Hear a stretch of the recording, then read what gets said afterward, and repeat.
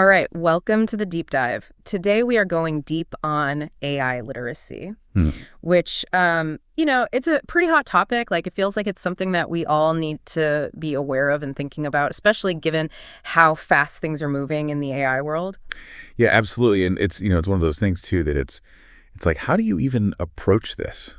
You know, like how do we even begin to understand what it means to be AI literate? Like, what does that even look like? Yeah, yeah. And that's exactly what we are hoping to do today, sort of like break down this idea of AI literacy and why it's important and what it might look like in different contexts, based on all the research and reporting that's out there. And we actually have a pretty good spread of sources. We've got some frameworks, some of these organizations trying to really define what this looks like. We've got Digital Promise.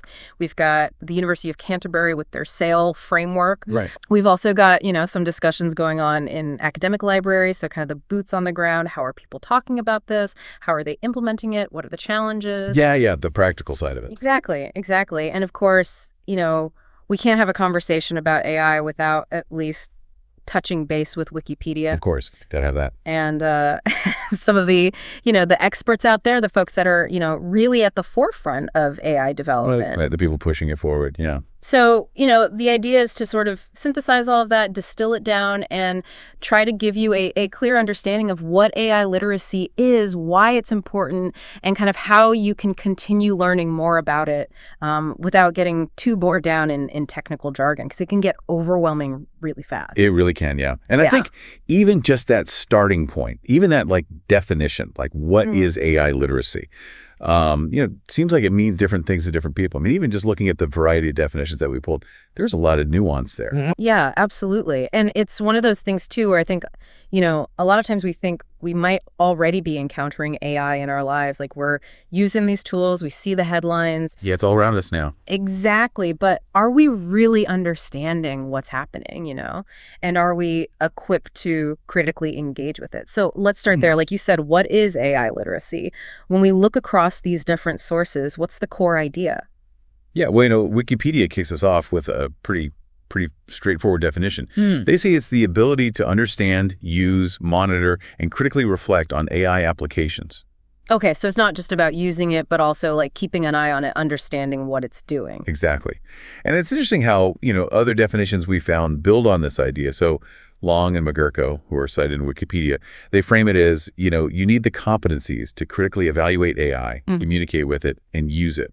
So it's not just about understanding how AI works, but also how to actually interact with these systems. So there's like a communication element there too, like almost like learning a new language. Yeah, I think there's definitely a parallel there. And then you've got another definition from Wikipedia that really highlights, I think, a key piece of this whole thing, which is the ethical side. It says AI literacy is the ability to understand, use, assess, and navigate AI ethically, which kind of gets at that idea of responsible AI use. Right, because it's one thing to know how to use a tool, but it's another thing entirely to use it thoughtfully and ethically. Exactly. And I think Digital Promise really captures that in a way that's, a little bit more accessible, I guess. They say it's critical for safely and effectively participating in our digital world, which is, that's really what it comes down to. Like, how do we live in this world that is increasingly shaped by AI in a way that is both safe, for ourselves and for others, but also effective? Like, how do we actually leverage these tools to make our lives better, to do our work better? So it's not just about protecting ourselves from AI, it's also about understanding its potential to actually make a positive impact. Yeah, it's both sides of that coin, right? And it's interesting because, you think about it, it's kind of like AI literacy is becoming this fundamental skill, like reading and writing were for previous generations. It's becoming increasingly essential for navigating the world around us. Yeah, it really feels that way.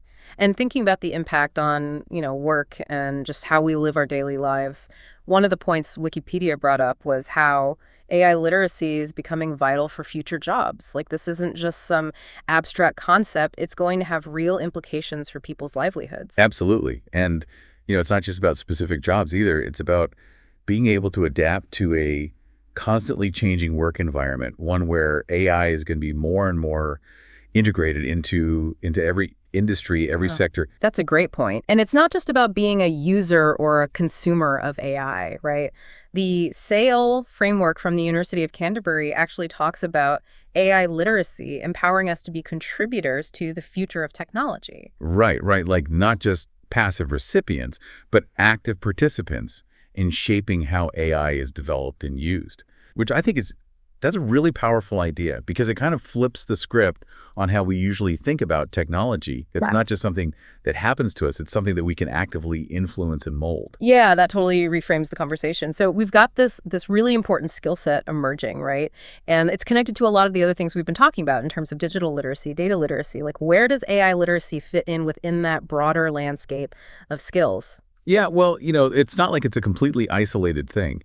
AI literacy really builds on other forms of literacy that we've been, talking about and emphasizing for quite some time. You mentioned digital literacy. That's like the foundation, right?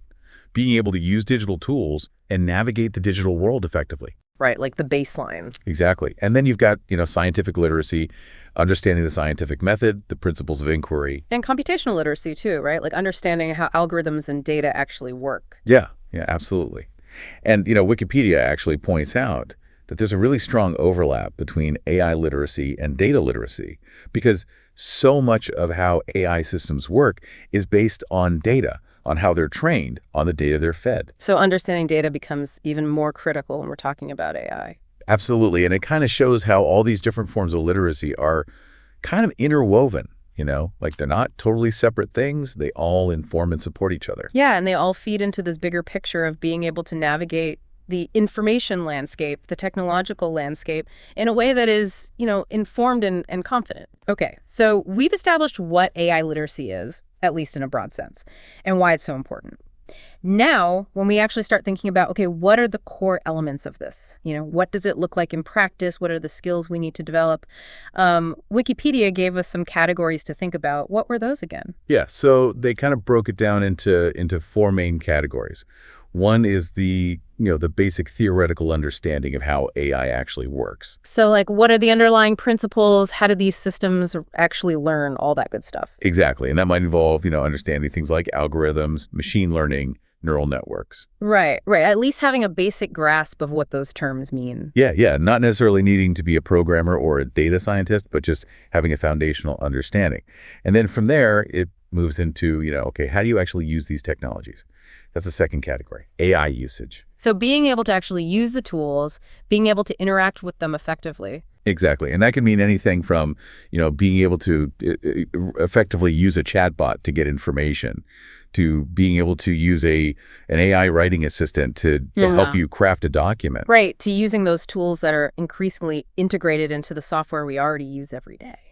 Absolutely. And then, as we talked about before, there's that crucial element of critical appraisal, being able to evaluate what these systems are doing, being able to assess their strengths and limitations. And that's so important because I think there can be a tendency to, just trust whatever the AI spits out without really thinking critically about it. Oh, absolutely. Yeah. And that can be really dangerous, especially as these systems become more and more sophisticated because, they're not perfect. They make mistakes. They can be biased. So it's really crucial to be able to look at what they're doing and say, okay, does this make sense? Is this accurate? Is this fair? Yeah. And I think that kind of ties into the fourth category that Wikipedia mentioned, which is the ethical side of things.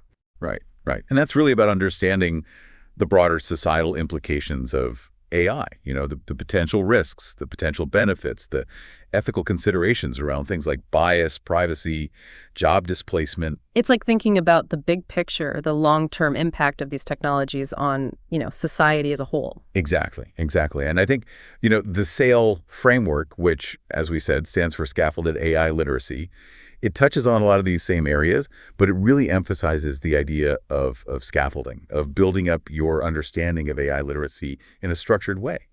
And the creators of that framework, they're really focused on promoting equitable access to AI education. Right, because if we want everyone to be able to participate in this AI-driven world, then everyone needs to have at least a basic understanding of how these systems work and what the implications are. Absolutely. And they actually build on some of the earlier work in the field, too, like Long and McGurko, who, they identified 5 key themes of AI literacy back in 2020. which I think, it just shows how this is an ongoing conversation. It's an evolving field. Yeah, and it seems like every day there's a new development, a new breakthrough, a new challenge that we have to grapple with. It really is a rapidly changing landscape. Okay, so we've got these different frameworks and categories to think about. Now let's get into some actual examples of how this is playing out in the real world. So one of the areas that our sources talked about was AI in research, which I think is, especially relevant for our audience. Yeah, absolutely. I mean, research is all about, pushing the boundaries of knowledge, and AI is increasingly becoming a tool that can help us do that. Right. And the Springer Nature article and the Choice 360 workshop had some really interesting insights into this. So let's start at the beginning. Like, how is AI being used in the early stages of research, like when someone is just starting to explore a new topic, doing a literature review, that kind of thing? Yeah, well, I think this is where AI is really starting to shine because it can help researchers sift through massive amounts of information in a way that just wasn't possible before. Like, think about it, even just a few years ago, if you were researching a new topic, you would have to manually search through databases, read tons of abstracts, try to figure out which papers were the most relevant. Right. Super time consuming, potentially missing key information. Exactly, exactly. And now there are tools, AI-powered tools, that can do a lot of that heavy lifting for you. The Springer Nature article mentioned a bunch of them, like there's Assistant by Site, Connected Papers, Iris.ai, Nature Navigator, Perplexity, Research Rabbit, TDM. These tools can do things like, identify the key papers in a field, show you how different papers are connected to each other, help you find collaborators who are working on similar topics. Wow. So it's not just about finding information, it's about understanding the relationships between different pieces of information, which is huge. Yeah, and that's what's really exciting about this. It's not just about finding a needle in a haystack. It's about understanding the whole haystack, seeing the patterns and connections. Yeah, and that can really help researchers, identify those gaps in knowledge, those areas where more research is needed. Absolutely. And I think, what's interesting here is that it kind of shifts the bottleneck in research. Like, it used to be that the bottleneck was just finding the information, but now, thanks to AI, we have access to so much information that the bottleneck is actually making sense of it all, evaluating it critically. Right, right. Because just because you can find a million articles doesn't mean they're all high quality or relevant to your specific research question. Exactly. So AI is really helping us to move beyond that initial stage of just finding information. Yeah. And into the more nuanced work of critical evaluation and analysis. Okay, so AI is helping researchers in the early stages. What about the middle stages, like when they're actually conducting experiments, analyzing data, that kind of thing? Yeah, well, our sources weren't super specific about tools for the data analysis side, but it is something that a lot of people are working on. Like, how do you use AI to help make sense of those, those huge data sets that researchers are often working with? Right, and I imagine that could be really helpful in fields like, genomics, climate science, any field where there's just an overwhelming amount of data to process. Absolutely. And when it comes to writing up those findings, there are actually a lot of AI-powered tools available now that can help researchers with things like, drafting their papers, organizing their thoughts, even generating citations. Oh, really? Like, what kind of tools are we talking about? Well, there are tools like AudioPen, which Wow. can transcribe spoken notes, which I think is, that's a huge time saver for a lot of researchers. And then there are the big language models, the ones that have been in the news a lot, like ChatGPT, Claude, Gemini Pro. These models can actually help with things like summarizing research papers, generating different writing styles, even suggesting different ways to structure a paper. Wow, that's pretty amazing. I mean, it almost sounds like, science fiction becoming reality. Yeah, it really does. And then there are tools like Grammarly, which a lot of people are already familiar with, for checking grammar and spelling. But there are also more research-specific tools like Genan, Microsoft Dictate, Mistral, Quillbot, PaperPal, research roundups. These can do things like help you paraphrase text, check for plagiarism, even suggest relevant literature. So it's like having a research assistant built into your computer. Yeah, kind of like that. But, the Springer Nature article was really clear about this. They emphasized that human oversight is still absolutely crucial. Right, because these are tools, they're not replacements for the researcher's expertise and judgment. Exactly. And I think it's important to remember that these AI tools are trained on data, and that data can reflect existing biases. So it's really important for researchers to be aware of those potential biases and to critically evaluate the outputs of these tools to make sure that they're not perpetuating those biases in their own work. Yeah, that's a really important point. It's like with any tool, you have to use it responsibly, understanding its limitations. Absolutely. Okay, so we've talked about the early stages of research, the middle stages. What about the final stages? Like when a researcher is ready to submit their paper for publication, is AI playing a role there too? Yeah, it's actually starting to make its way into that part of the process as well. Like one of the things that researchers often struggle with is finding the right journal to submit their paper to. Right, because there are so many journals out there and they all have different scopes and audiences. Exactly. And there are tools now, AI-powered tools, that can help researchers with that. So there's Penelope.ai, and there are also journal recommendation systems like Jane, the Journal Selection Dashboard, and MY Journal Selector. These tools can analyze a researcher's paper and suggest journals that might be a good fit. Oh, wow. So it's like it's taking some of the guesswork out of that process. Yeah, exactly. And AI can also help with some of the more practical aspects of preparing a manuscript for submission. Things like formatting the paper according to the journal's guidelines, checking the citations, making sure that everything is in order. Right, because those things can be really time consuming. And if you get them wrong, it can delay the publication process. Exactly. And there are even tools that can help with plagiarism detection, like Copyscape, which a lot of people are probably familiar with. So AI is kind of streamlining that whole submission process, making it a little bit less of a headache. Yeah, it hopefully helping to ensure that papers are submitted to the right journals and that they meet the journal's requirements. Which ultimately, benefits the whole research community. Absolutely. Okay, so we've seen how AI is being used in research. Now let's talk about another area where it's having a big impact: education. So, based on what we saw in the SAIL framework, that Reddit discussion we looked at, and those examples from McGill and the University of Florida, how are schools and universities thinking about AI literacy? Yeah, well, it seems like there's a growing recognition that AI literacy is, it's not just nice to have, it's becoming an essential skill for students of all ages. Right, like if we're preparing students for a world that's going to be increasingly shaped by AI, then they need to understand these technologies. Absolutely. And, Wikipedia mentioned a bunch of different approaches that schools are taking. Some schools are incorporating AI into existing subjects, like, they might have students use AI tools in a math class or a science class. Right, so it's not necessarily about creating a whole separate AI class. It's about integrating these concepts into the curriculum that already exists. Exactly, exactly. And then other schools are developing specific AI courses or even entire AI programs. Oh, wow. So it's being treated as, its own distinct subject area. Yeah, and I think, that's probably going to become more and more common as AI becomes more ubiquitous. And there are also a lot of schools that are, they're focusing on hands-on learning, on giving students the opportunity to actually experiment with AI, to build things, to see how it works in practice. Yeah, because I imagine that can be a lot more engaging than just, reading about it in a textbook. Absolutely.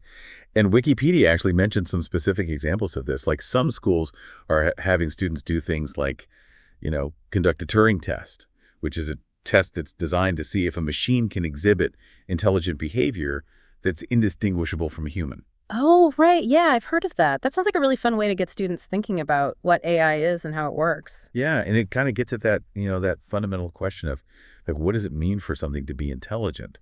And then, some schools are having students build simple chatbots or, even create apps using platforms like Blockly, which is a visual programming language Yeah. that makes it really easy for even young kids to start coding. So it's not just about teaching them the theory, it's about giving them the tools to actually create with AI. Exactly. And then there's this whole other area of project-based learning where, students might work on projects where they're building robots or training AI models to do certain tasks. Yeah, and that kind of brings it all together, right? Like they have to understand the concepts, they have to be able to use the tools, and they have to think critically about the implications of what they're building. Absolutely. It's like a really holistic approach to AI literacy. And we actually saw some really concrete examples of this in action in those case studies that we looked at. Like, you remember the daily program at MIT and Boston All right, University? yeah, that was really cool. That was for middle schoolers, right? Yeah, and it was a pretty intensive program. They gave those middle schoolers a 30-hour crash course in all sorts of AI concepts, from the basics of how AI systems learn to the ethical considerations around things like deepfakes and natural language generation. Yeah. And the goal was really to get them thinking about not just how AI works, but also the impact it's having on society and the potential career paths that are opening up in this field. Wow, so they're really starting them young.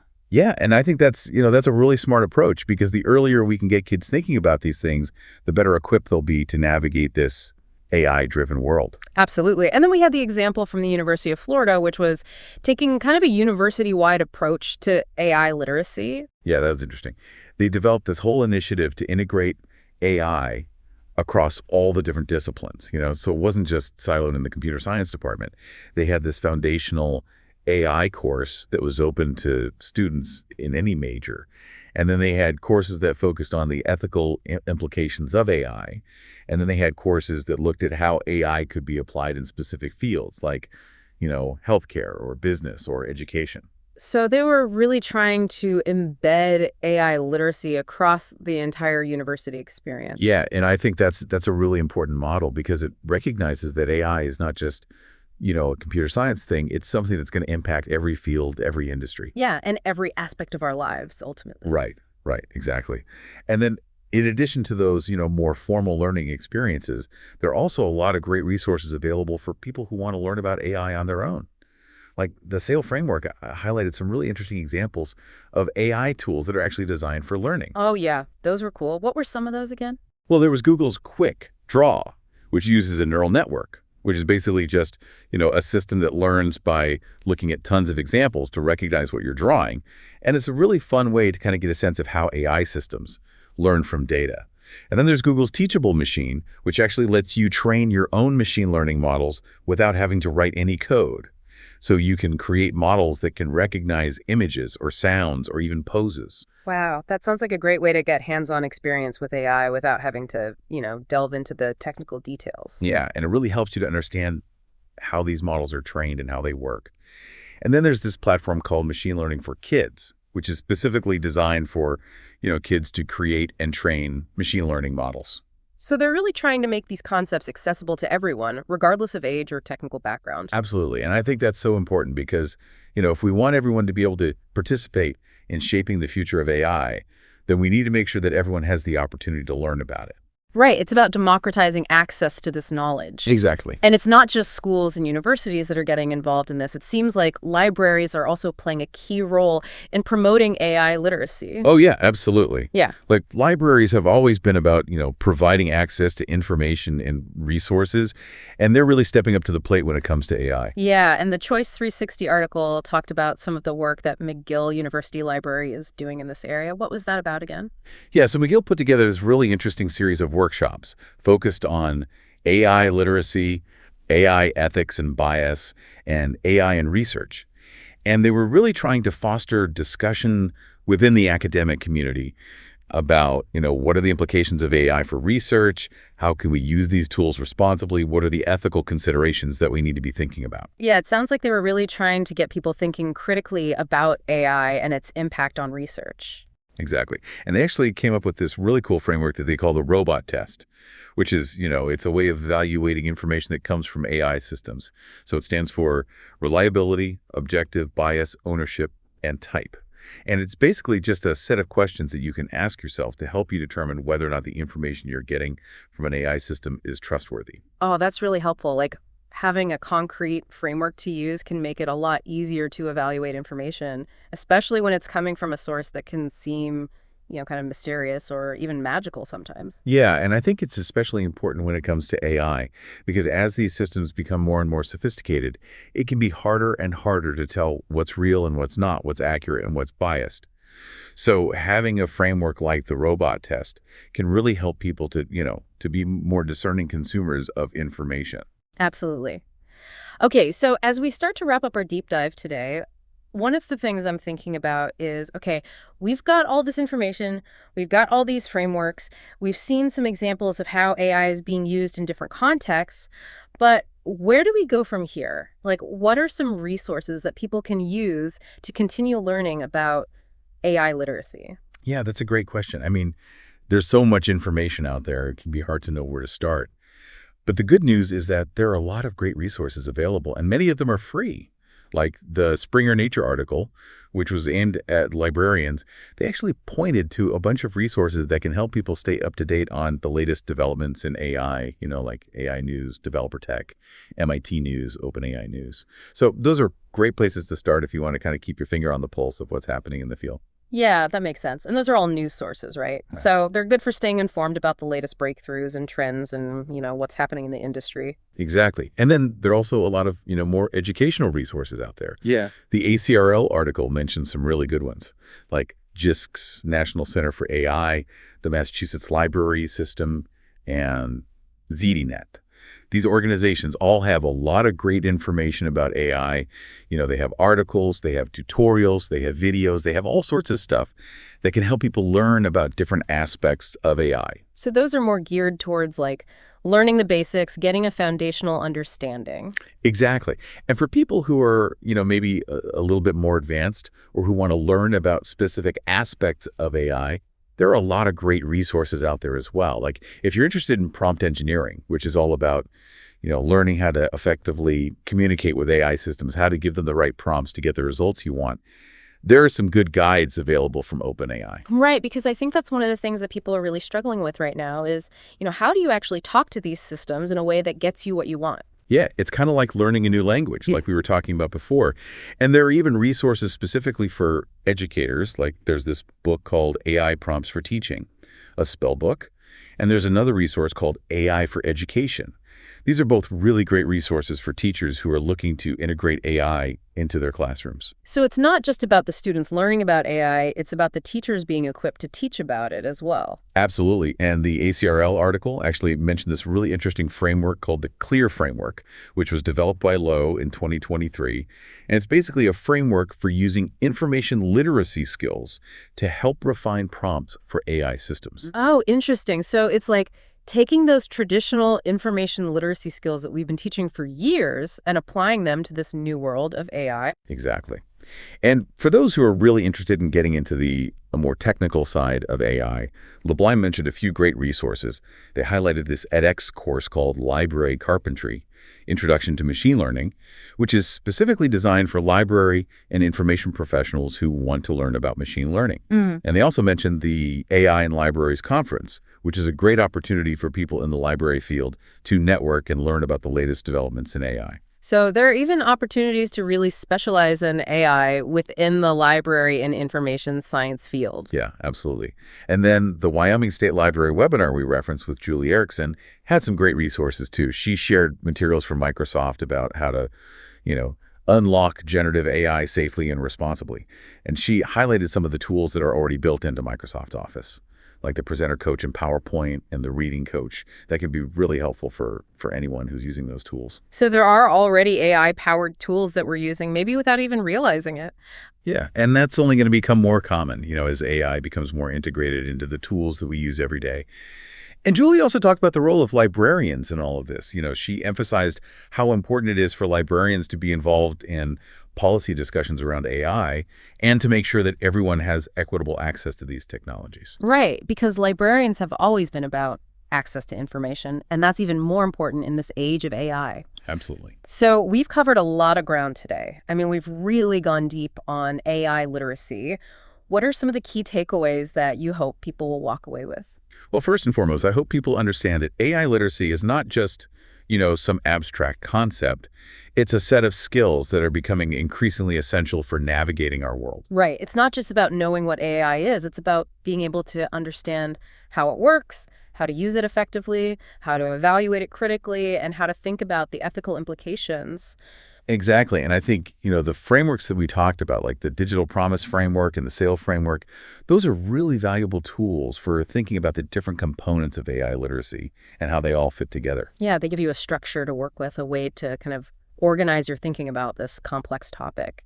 Absolutely. And I think, for our listeners, I hope that this deep dive has given you a solid foundation for understanding why AI literacy is important and how it can be applied in different areas of your life, whether it's in your research, your work, your education, or even just in your everyday interactions with technology. Yeah, and we've given you some great resources to continue learning and exploring, so hopefully this is just the beginning of your AI literacy journey. Exactly. And as we wrap up, I just want to leave our listeners with a final thought. AI is evolving so rapidly, and it's going to continue to shape our world in profound ways. So the question I would ask you to consider is, how will you engage with this technology? How will you not only stay informed, but also contribute to a future where AI is used ethically, responsibly, and for the benefit of all? What aspect of AI literacy sparks your curiosity? Yeah, because this is a conversation that's only going to become more important in the years to come, so it's up to all of us to engage with it in a thoughtful and informed way. Couldn't have said it better myself. Well, that's all the time we have for today. Thanks for joining us on the deep dive. We'll see you next time. Take care. Bye.